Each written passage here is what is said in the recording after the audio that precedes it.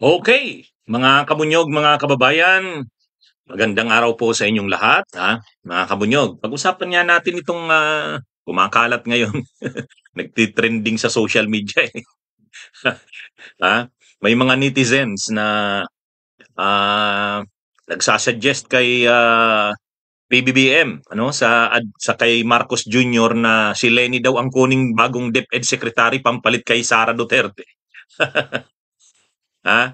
Ha? Sige nga, pag-usapan nga natin 'to, pagkwentuhan nga natin 'to. Magandang topic ito.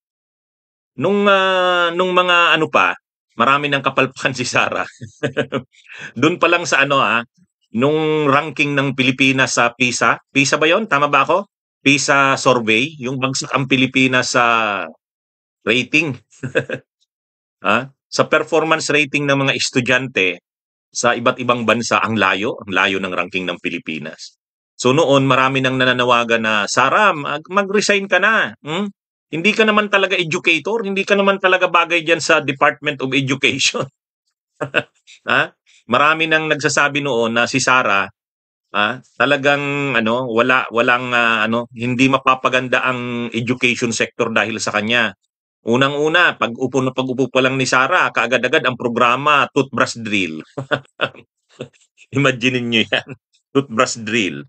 Oh, pagkatapos bawat statement niya, bawat hayag niya, ang laman lagi DepEd Secretary 'yan, laging ang mensahe anti-terrorism, red tagging, tinitira yung Alliance of Concerned Teachers nila Franz Castro, o yun. Tungkol sa CPP and PA, yun ang mga Kaya kumbaga, ang mga focuses ni Sara, anti-terrorism, red tagging, NTF-ELCAC, hindi naman bagay sa pagiging DepEd Secretary. Tapos ang mga niya, ano pa ba yung mga unang programa ni Sara? Tanggalin daw yung mga nakasabit sa mga walls ng mga classrooms. O yun. Yun yung mga programa ni Sara. Eh, tapos ngayon, actually, bago nag-resign si Sara, bago siya naghayag ng resignation, mayroon na yatang resort nitong panibago na namang survey. Actually, kahapon lang yata lumabas yun. Bagsak na naman ang Pilipinas talaga sa ranking. Performance ranking. Bagsak. Ha? Kahit sa yung mga basic ng English, science, math, yung performance ng mga estudyante natin ang layo.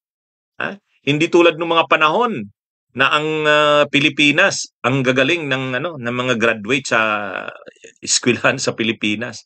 Kaya noon pa man pinapag-resign na yan si Sara, hindi sa issue ng politika. Hindi sa issue ng politika. Sa issue lang talaga ng ma-save ang education na sector natin mula sa pagbagsak. Ang pino-float nga noon, marami na nagpo-float. Si Lenny. Si Lenny, magaling yan. Baka mas maganda si Lenny ang gawin ng DepEd Secretary. So, ngayon na naman, lalo na ngayon na nag-resign na si Sara at naghihintay na ang lahat. Sino ba ang magiging i-appoint ni Marcos Jr. o ni PBBM na bagong DepEd Secretary? Ayan, naglilitawan na ang mga pangalan nakita ko yung pangalan ni sinasuggest yung pangalan ni Doktora Carlos ba yan? Sino nga? Clarita? yung dating National Security Advisor, si Clarita Carlos. Sinasuggest na ilagay daw sa DepEd. Ano yan? Parang matandang principal. Anyway, nandyan din yung pangalan ni Carl, Balita ba yun? Sino ba yun? Yung takbong senador yun. Oh. Maraming mga pino-float na pangalan. Pero ang talagang nakakakuha ng atensyon, yung si Lenny Robredo. Kasi trending, maraming netizens nananawagan. Lenny na ang gawing DepEd Secretary. Si Lenny na daw ang gawing DepEd Secretary. Mga kabunyog,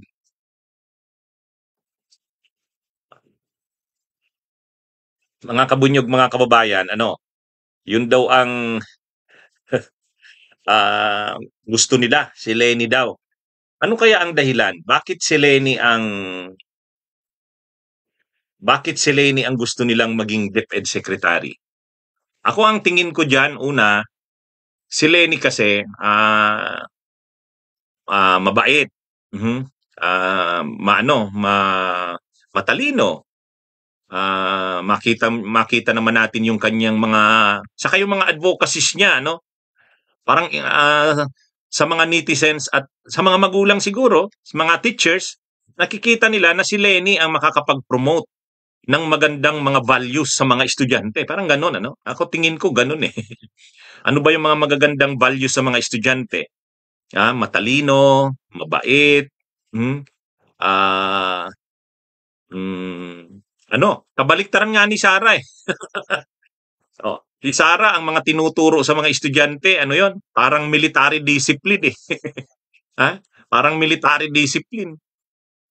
Si Leni Robredo hindi, makikita mo sa kanya yung mga values ng ng ano, pagpapahalaga sa demokrasya, karapatang pantao, ah, ah, pagpapahalaga sa sa mga saka ang mga anak ni Leni mga examples ng mga successful sa pagdating sa edukasyon, sa pag-aaral.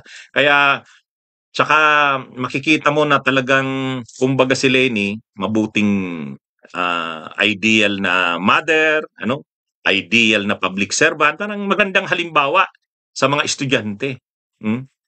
Hindi tulad ni Sara kabaliktaran eh. Hindi magandang halimbawa sa mga estudyante. Saka ang bukang bibig, NPA, terrorism, tapos ang mga gusto niya, toothbrush drill, pag-alis ng mga decoration sa mga classrooms, parang police state ang Pilipinas eh. Si Leni Robredo, iba, kabaliktaran. Pero, ah, tanggapin kaya ni Leni? O unang tanong, i-appoint kaya ni Marcos Jr. si Leni? Yun ang unang tanong. Ang pangalawang tanong, tanggapin naman kaya ni Leni? Doon tayo sa unang tanong. I-appoint kaya ni Marcos Jr. si Leni? Ako tingin ko, nang magkasabay ang sagot diyan sa tanong na yan. I-appoint kaya ni Marcos Jr. si Leni? Ang pangalawang tanong, tanggapin naman kaya ni Leni kung sakaling i-appoint siya? Hindi madali ang sagot sa tanong na yan, pero related ang sagot sa dalawang tanong na yan. Unang-una, kapag in-appoint si Leni, at kasabay niyan, kapag tinanggap ni Leni, ano yan? May ibig sabihin yan. Anong ibig sabihin yan? Ang ibig sabihin yan, may alyansa na ang Liberal Party, ang oposisyon, at ang Marcos. Yun ang ibig sabihin yan. Hindi i-appoint ni Marcos si Leni Robredo kung walang alyansa sa oposisyon. Hindi rin tatanggapin yan ni Leni kung wala namang alyansa ang Marcos at ang oposisyon. Yan yon. Yan yung signal niyan. Kaya itong pinag-uusapan na DepEd Secretary si Leni, ang tanong muna diyan, i-appoint naman kaya ni PBBM si Leni bilang DepEd Secretary? Sa isang banda rin, tanggapin naman kaya ni Leni? Ang sagot sa parehong tanong na yan, kailangan may alyansa ang Marcos at ang oposisyon. Kasi hindi mag-a-appoint si Marcos kay Leni kung walang alyansa yan. Hindi rin tatanggapin ni Leni yan kung wala namang alyansa. Kasi sa ngayon, kung oobserbahan natin, hindi masyadong naglalabanan ang kampo ni Leni at saka Marcos. Napanood ko yung sinabi ni Leni. Sabi ni Leni, suportado niya, okay naman kung tatanungin siya pagdating sa foreign policy, okay naman ang mga policies ni PBBM.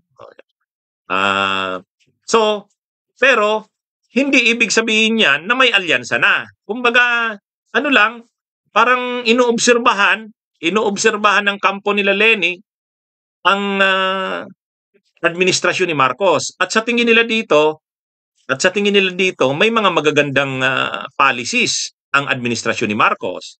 Halimbawa, Pagdating sa war on drugs, medyo maganda yan. Pagdating sa China issue, medyo maganda yan. So, hindi nila kinikriticize ang administrasyon ni Marcos sa mga bagay na yan. Kaya medyo nagre-renda ang kampo nila Leni sa pag-criticize sa administrasyon ni Marcos. Pero hindi ibig sabihin yan na magkaalyado na sila. Parang ang paliwanag ni Leni nung pinanood ko yung kanyang mga sinabi, parang may away ang Marcos at Duterte. Ang Liberal Party at siya ay nanunood, inuobserbahan ang mga political developments. Yun yung ibig sabihin walang pag-side. Hindi kasama hindi walang alyansa ang kampo ni Leni at Marcos. Ang Marcos din, mas abala ang Marcos ngayon sa pag-confront sa kampo ng Duterte. Mas tinitingnan ngayon ng kampo ni Marcos at ni Romualdez na ang kaaway nila Duterte, hindi sila Leni. Kumbaga sa sitwasyong ito nung eleksyon ang magkalaban Leni Marcos. Pero pagdating ng tapos na yung eleksyon, hindi na Leni Marcos ang pangunahing magkalaban ngayon, Duterte Marcos na. Ang ganun din sa part ng kampo ni Leni. Nung eleksyon, kalaban nila Marcos. Pero para kila Leni, mas kalaban ang Duterte kaysa Marcos. Kaya kung tinitira ng Marcos ngayon si Duterte, okay sa kanila yan. Pero wala pang alyansa ang Leni at Marcos. Yun. Ngayon, kung sa usapin ng pag-appoint kay Leni bilang Defense Secretary, kailangan na munang may formal na alyansa. Mag-uusap muna yan. Ngayon ang tanong, willing ba ang kampo ni Leni, unang Liberal Party, na makipag-alyansa na sa Marcos? In the same way din, willing ba ang Marcos na makipag-alyansa sa kampo ni Leni? Yun ang malaking consideration doon. Pag mayroon na silang alyansa, madali na lang yan. I-appoint na ni Marcos si Leni. Madali na lang tanggapin ni Leni yan. Sa ngayon, mahirap pang sabihin na mangyayari yan. Kasi nga, hindi naman to usapin lang ng basta na lang si Leni magiging Defense Secretary. Maraming kabit-kabit na issue yan. Yun na nga. Makikipag-alyansa ba? Formal alliance. Kasi ngayon, ang mga nakipag-alyansa sa Partido Federal ni Marcos, syempre yung lakas in UCD, ni Gloria. Yung Nationalist People's Coalition nila Tito Soto, nila Escudero, mga NPC yan Gatchalian, nakipag-alliance na rin. Susunod na niyan, makikipag-alliance na Nationalista Party ni Villar. O anong gagawin? Yung National Unity Party nila Villafuerte, makikipag-alliance na yan sa susunod na mga araw. Ngayon, ang Liberal Party ba makikipag-alliance na rin sa Marcos? Yun. Kasi kung makikipag-alliance na ang Liberal Party sa Marcos, yan, pwede yan. Ma-appoint si Leni. I-appoint yan ni Marcos. Si Leni rin, kasi may alliance na, baka tanggapin niya. Ang isa pang consideration ganito, mag-i-eleksyon na sa 2025 Malapit na. By October, filing na of candidacies. Anong gagawin ni Leni? Hindi ba siya tatakbo sa 2025? Kasi kung hindi siya tatakbo sa 2025, pwede niyang tanggapin ang pagka-Defense Secretary. Pero kung tatakbo siya sa 2025, sabi tatakbong mayor ng Naga City, ay hindi niya tatanggapin yung Defense Secretary kasi napakaiksi na ng panahon. Kaya maraming considerations maraming considerations. Kaya yung issue ng DepEd Secretary si Leni, ang mas considerations diyan political. May alyansa na ba talaga o magpapasok na ba sa alyansa ang Liberal Party sa administrasyon ni Marcos? Parang ang bagong unit team ba? Ang bagong unit team bang mabubuo ay pag-alis ni Sara, alyansa ng Marcos with the kampo ni Leni, yung bago? Wala tayong sa ganyan. Actually mayroon akong napanood na si Contreras, yung Professor Antonio Contreras, kababayan namin yan sa Naga City, pero nung panahon Marcos na Marcos yan. Kaya lang anti-Leni yan. Anti-Leni yan, yung professor na yon, Contreras. Professor yata sa Lasal yun. Ngayon napanood ko in-interview, sabi niya, posibleng magkaroon ng bagong unit team. Pero unit team, ibig sabihin makikipag-initiate ng alliance ang Marcos kung wala na yung Duterte sa ibang grupo. Baka sa Leni camp yan. Kapag ganyan daw ang ginawa ni Marcos, totoong unit team daw yan. Kasi yung unit team daw ni Marcos at saka ni Sara, artificial naman na unit team yun. Kasi pare-pareho naman sila, magkakaisa lang. Parang like-minded silang mga tao o grupo o factions. Hindi naman talaga totoong unity team yun eh. Oh. Pero ito daw kung magkaisa daw yung kampo ni Leni at saka ni Marcos, totoong unity team yan kasi maglaban yan tapos nagkaisa. Yun ang totoong unity team. Sabi ni Contreras. Ewan ko, abangan natin ang mga susunod na kabanata. Maraming political considerations ito. Anyway, dun muna tayo sa DepEd Secretary Leni. Ang maganda naman dito, ibig sabihin, respeto si Leni. Ha? Kahit nga sa kampo ng mga BBM, ng mga Makamarcos, pino-float nila yan na si Leni ang pumalit kay Sara. Mga yan, mga pro-BBM supporters, Leni, okay sila na si Leni ang pumalit kay Sara. Kaya lang, yun na nga, hindi yan bagay na pagdidesisyonan lang ng netizens or ng publiko. Ang consideration diyan political. Mga yan alliances sa politika ang pinag-uusapan. Anyway, sige mga kabunyog, abangan na lang natin ang susunod na mga kabanata. May kulanong salita na ang ibig sabihin dito ay ang pagkakaisa. Bunyog Party List. Halika na, Bunyog Party List ka na. Halika na, Bunyog Party List ka na. Sa susunod, ang atinang suportahan, Bunyog Party List, nagtataguyod ng katotohanan, lumalaban para sa bayan.